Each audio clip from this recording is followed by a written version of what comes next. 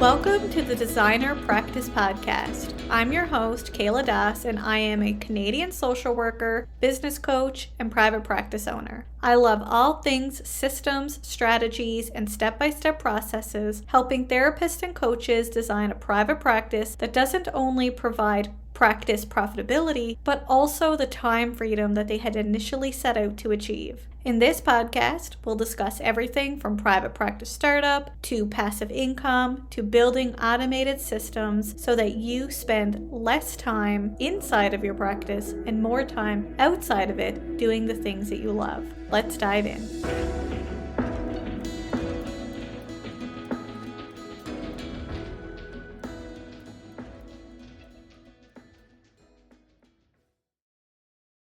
Today's podcast episode is sponsored by Jane app. Before we dive into today's episode, let's chat about Jane. Jane is an all-in-one practice management software that can help you manage your practice with a suite of features that makes it easy to meet with individuals, couples, and families. Jane is easy to use even for the least tech-savvy user. Reliability and security are important parts of running a private practice, so Jane is both PIPEDA and HIPAA compliant, and your data is stored safely in the country that you practice, so no matter where or how you practice, Jane is always with you in the most secure and helpful way possible. Whether you work from home or in an office, you can be confident that you'll finish your session notes quickly and securely. Wherever you have Wi-Fi, you have Jane. And Jane's support team is always ready to lend a helping hand. You can learn more at kayladas.com/Jane. That's kayladas.com/Jane. And when you use the promotional code EVASPARE1MO, that's EVASPARE1MO, you'll receive a 1-month grace period on your new Jane account. So check out Jane today. Welcome back to the Designer Practice Podcast, and I'm your host, Kayla Das. Today, I'm sitting down with Charity Louis, registered clinical social worker and private practitioner, who will explain how to recognize stuckness in clients who have experienced trauma. Hi, Charity. Welcome to the show. I'm so glad to have you here today. Hi, Kayla. Thanks for having me. Charity, before we dive into today's episode, please introduce yourself, where you're from, and tell us a little bit about your own practice journey. Sure. So I'm in Edmonton, Alberta. I'm a registered clinical social worker and I am a mental health therapist and own my own practice, Calm River Therapy, Thérapie Calme Rivière, where I focus a lot on trauma, anxiety, and OCD. So my journey to private practice, it was during COVID time. There was lots happening in the world. We were kind of all locked up inside in our homes, and I took that opportunity to dive into private practice a little bit in the evenings and on the weekend, and found that it was really my passion. It was my intention to go into private practice earlier on in my career, but then I had a really amazing opportunity to take a job with the Alberta College of Social Workers and did that for 10 years. And during COVID was a time really to get back into what kind of my passion was. And that's what's brought me here today. I know we have a lot of social workers, a lot of therapists, coaches listening to this episode, so they might know what trauma is, but can you explain what it is from a clinical aspect? Okay, and maybe what I'll do is I'll talk about how I understand trauma, because I think there's a lot of information and people might think about trauma in different ways. I was recently listening to a podcast where Geber Mate was interviewed, and I really liked what he said. He said, trauma is not just what happened to us, but it's how it's changed us. And so, sort of building on that, I see trauma as really individual and depending on the person. It's not just an event, it's how the body has adapted. And some of your listeners may have already heard of big T, small t trauma. But if they haven't, I thought I would just very quickly give an overview of what that is. So big T trauma is something that is often life-threatening. So You can think of that as in maybe a violent crime, a natural disaster, a sexual assault. I had a client who witnessed a parent having a heart attack. So it's a big sort of event that happens. And sometimes people think of that as trauma. And that's all that trauma is a big event. People coming back from Vietnam War, for example. This is how maybe even traditionally we thought of trauma. What we know now, and the way that I see it coming up in my practice, is there is something called little t trauma. And I don't know if I like that title quite so much because it seems to kind of diminish, and I don't think it's like that at all. But this is the term that's being used currently. So, this kind of trauma is really an accumulation of life experiences. And it can be an accumulation that I often see of not getting our needs met, particularly as we're growing up, particularly in childhood. So that can be anything from feeling valued and supported, getting comfort, experiencing comfort, feeling safety. If we don't have that earlier on in our life, our brain hasn't made those connections and doesn't know what it's like to feel those things. And what can happen then is life can be more difficult overall. Or if we do experience one of those big T traumas, often what I'm seeing is it takes a lot more time for people to be able to move on or recover from a more big T trauma because they don't have those experiences of some of these things that I've just mentioned. The other thing I wanted to mention is generational trauma. And here in Canada, we have had a really terrible history, but also continue to have a lot of systemic racism, oppression for over 150 years with our Indigenous people, including residential school, missing murdered women, even now representation in the jail system. So when we have a client show up who has been part of this, who has parents, grandparents, even more so than grandparents at times, who've been part of this generation of trauma, they're not just coming as a single person with a single, here, I'm here with anxiety. Can you give me coping techniques to help me get better? We're working with somebody who has much more complex than somebody who's grown up in a supportive environment and somebody who has that experience, who their parents, their grandparents have not had the oppression and systemic racism. And this is just one example of one population. Thank you for that explanation. And I know the topic for today's episode is being stuck or the stuckness of trauma. So, what is the stuckness when it comes to clients who experience trauma? And how can we, as therapists, as social workers, as coaches, recognize when a client is stuck due to trauma? That's a good question. So, what I find in people that I work with, what stuckness might look like is somebody who's already done lots of therapy before and hasn't seen improvements, who continue to come to therapy and just aren't making the kind of improvements that they want to make, or even who have difficulty knowing what their goal is in terms of why they're even coming to therapy. I also see people who come with very low window of tolerance.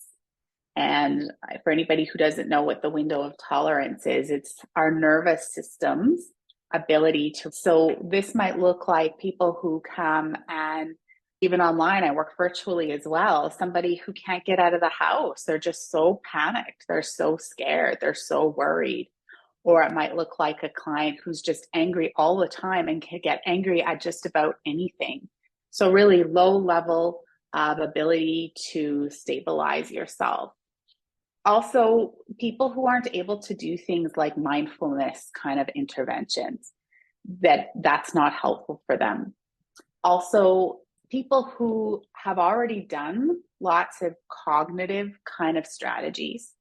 So there's people who come who have tons of insight, very articulate, know why they're feeling things, are able to journal, understand their emotions, and why things are coming up, but they still have their symptoms of, let's say, feeling so inferior or always needing to be perfect. And they're just not able to move past that. So to me, that's some of what stuckness looks like in therapy. And I have learned that the more and more I've become trained and comfortable and experienced in working with people with trauma, it's become more easy for me to identify this pretty quickly or more quickly than before, and to be able to start making the connection between trauma that they have encountered or have experienced and how this is keeping them stuck and unable to move ahead with feeling better. Are there specific treatments or modalities or techniques to help clients get unstuck? There are certainly modalities that are specific for trauma treatment.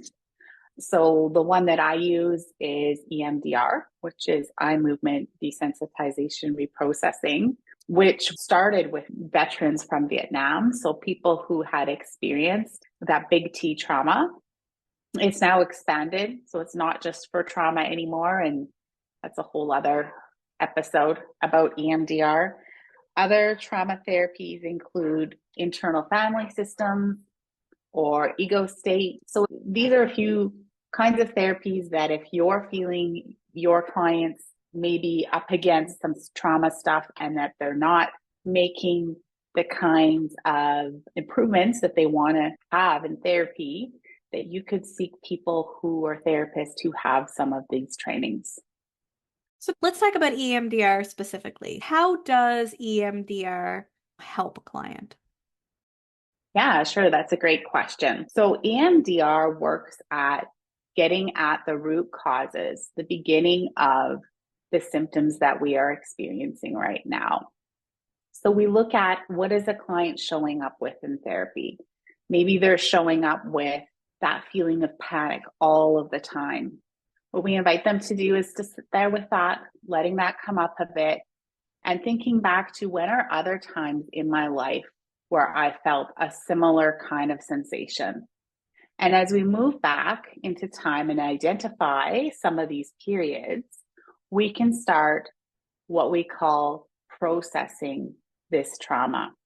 Without going into all of the science behind it, the idea is bilateral stimulation. So it started with eye movements back and forth, now uses tones, it uses other ways without only the eyes. But EMDR is not just the processing piece. It starts with assessment. It starts with resourcing people. And sometimes if people have done a lot of therapy before, they have some of these skills, the psychoeducation, the ability to stabilize themselves, to calm themselves. And then we go into the processing, integrating that, going out in life with these new beliefs about yourself, these new feelings that have come up in your body, and follow up. Not always a linear path through those steps exactly. Sometimes it's a bit of back and forth. But I hope that that's helpful. Very nutshell of explaining EMDR in a short period of time. I think it is really helpful because when we think of helping clients, I know many therapists are probably listening to this episode and thinking, how can I help a client that comes into my practice today? What are some of those strategies? And you've identified that, some of those modalities, some of those things that I can do. Do you have any additional advice, insights, or tips to help listeners, one, to recognize stuckness in their clients, but as well as any ways that they can take away from today's episode that can help their clients overcome the symptom of stuckness specifically? You know what? It's interesting because we often think of, and I do myself, and clients come to me saying, I'm stuck. But I think another way to think about it, especially if you've been working with a client for a while, is that the therapist can get stuck. And so that's a bit of a way of reframing it. And I think it's really important to realize when what you're doing isn't working anymore or isn't being effective, and having conversations about that. And knowing that it is a special skill set, there's special training, there's advanced training to do trauma treatment. We don't just listen to a couple of podcasts and start doing EMDR. No, that is very dangerous. It's not just something you can do on your own. So I think it's then realizing when your client is stuck and when you're stuck and referring them out. Also, if you're interested in doing this work, that you go and get training, that you do supervision. And I just want to say sometimes when you're starting out in private practice, you might not want to refer clients out, especially if you have a small caseload and you're building your caseload. But I don't feel that that's good practice. Something that's really important to know is that retelling a story, a traumatic story over and over again is not helpful. It can create more harm. We're reinforcing messages, we're reinforcing feelings if we keep repeating that story over and over again. And I think that sometimes if we're doing more supportive type of counseling as opposed to a trauma therapy, that there's a possibility here of causing more harm. So even right up at the referral stage, if you're getting a sense, if people are starting to tell you all of these really big things that they've been through, of being able to say, I'd love to support you, but I think you might be best served by somebody who is specialized in trauma. And here are a few names. I think that's really great advice because sometimes as private practitioners, where our clients are our income, that sometimes referring out can be challenging, but from a ethical, supportive standpoint, it's important to acknowledge the limits of your training so that you can refer out. And I love that you also identified have a couple of people that you can refer to specifically when it comes to trauma because that's also going to help you build your referral network that can also in turn help you build your practice. So if you know someone that specializes in trauma or a couple different people, then you can continue to give referrals to those therapists. And guess what? Those therapists are likely going to reward you. I don't want to put like a reward standpoint to it, but they're likely going to refer back to you because you are building that network with each other. It is so important to have a list of different people that you can refer to in different areas. Somebody's coming to see me for couples counseling. No, sorry, I don't do that. Here's my list of 3, 4 people. I totally agree. That is part of building your network. And I do think it's really important to give people more than one name and not just say, here, I'm referring you to Kayla. I think it's great to say, here's a couple of names, check out their website, see if they might offer a free consultation. And you know what? I can continue to support you until you find somebody who can do that trauma work with you. I love that. And something that just came to mind, maybe you find someone who specializes in trauma, but you're unsure of, should I refer to this person? Is this the best person for my client? Why don't you reach out to that person as a therapist yourself and say, hey, I'm looking to build up my referral network. I'm looking to have some people who specialize in trauma or couples counseling or whatever it is that that specialty is and say, would you mind getting on a call for a little meet and greet so that we can chat, so I can learn more about your approach, so that when I am referring out to somebody, I can feel confident in that I can refer to you.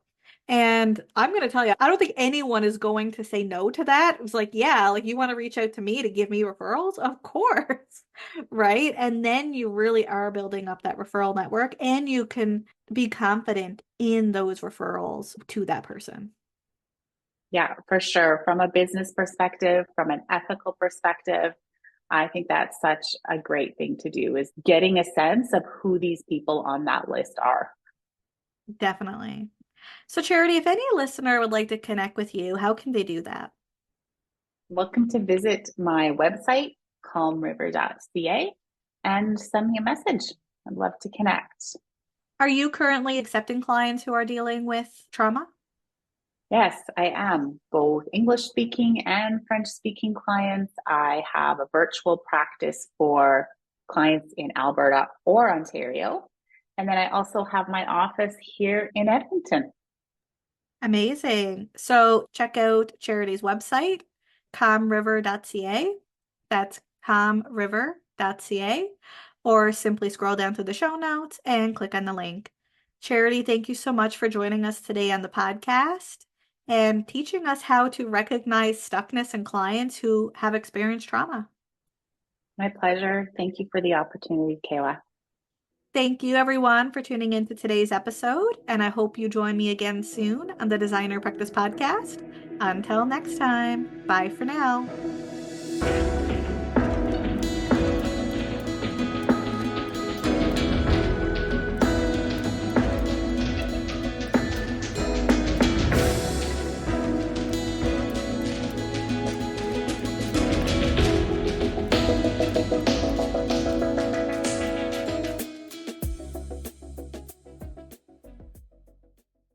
Please be advised that the podcast advertisements and links in this episode may be affiliate and or sponsor links where Evaspare Inc. and the Designer Practice Podcast receive compensation for sales or signups made through link clicks. This helps the Designer Practice Podcast continue to provide free and valuable content to you each week. Thank you, and we appreciate your support.